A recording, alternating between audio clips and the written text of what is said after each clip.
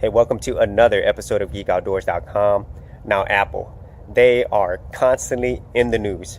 And whether that's good or bad depends on how you feel about Apple in general. Now, the thing that I wanted to talk about today is Apple losing its brand loyalty? So let me go ahead and get to what I mean by that, because I know there are a lot of people who still really love the Apple brand, and I really don't hate them for that, because Apple does have a heritage, they have a history, and they've done a lot for the technology world. And so in the past, Apple has pretty much been known for a company about that focuses on design, simplicity, and most importantly, quality, but that really hasn't been the case here as of late. And this honestly isn't the first time that they've really had to change themselves as a company. Now, it can be argued that many things have changed, mainly because Steve Jobs is no longer here. And I would argue that a lot of truth comes into that, because if you remember Apple back in the mid 80s all the way up to the 90s, they almost went bankrupt, and this is after Steve Jobs was ousted as his position of CEO, and co-founder Steve Wozniak, he had already pretty much left the company at that point. And so Apple really did not come back into the public's eye until they released the iPods, and then after that the iMacs, and then the iPhones, and the rest is history.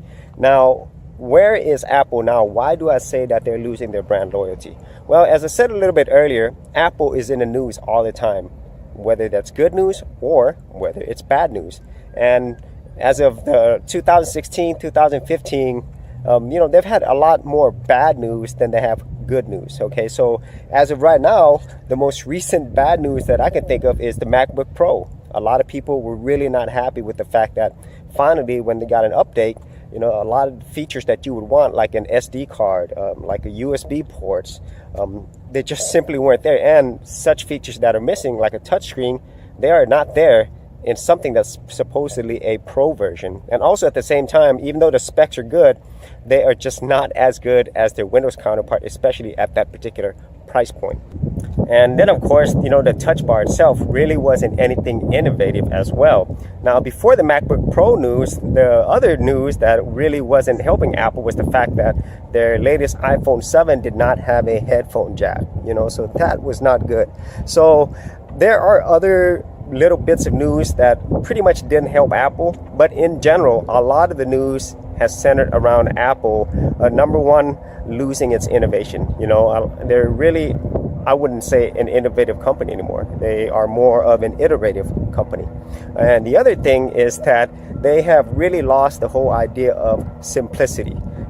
Everything is like dongles and adapters now, and that is not a good thing for you, or even the way that they had the charging system designed for the iPads, where you would the pen, you would put it at the end. That's just not a good design, and they got rid of some things such as like the detachable cord for the mag USB. So for their MacBook Pros before, they took that away too. So the whole innovative part of it is not there, and the dongles, which leads to the whole lack of simplicity. Things are not as simple anymore to get your Apple products working seamlessly as they were before. So all of these things just really have hurt the brand, and other companies are really stepping up. As you know, the primary profit generator for Apple is still their iPhones, which is good, but it's not good, because whenever you start losing sales in that area, that's not good, and Apple recently reported better sales from the iPhone 7. However, that is a 5% increase. But you look at this, and this is the first time that they reported, like, I guess, a profitable quarter. For the last 3 quarters, they've been going down. And a 5% increase, it's not that great when you factor in the fact that their iPad sales are declining. And even though their MacBook sales weren't bad at all, they are really nothing compared to the overall Windows market, where they sell a whole bunch more computers, okay? And at the same time, the Chinese manufacturers, with their really higher quality mid-end to higher end phones, in the higher end, you're thinking about Samsung and so forth, the competition is not standing still, and so that is why I feel like they are starting to lose their brand loyalty, because of all these missteps that Apple is making.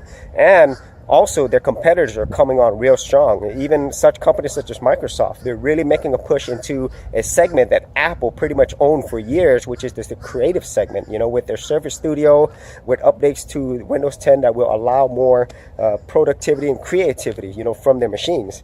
And let's not forget Linux as well. The Linux market share is actually growing as well. And so there's a lot of competition coming from many different areas, and if Apple continually keeps coming out with things that just does not do well to serve their customers and also to help their brand, then I really feel the brand loyalty of Apple is going to keep going down, and eventually that will impact them when it comes to their business. So those are my thoughts, and if you had any thoughts on the whole Apple brand or any other company such as Microsoft, or even Linux, leave it in the comments area below. And if you did enjoy these videos, you got a lot of value out of them, leave a like and subscribe. And if you wanted to support my channel further, you could do that at patreon.com/geekoutdoors.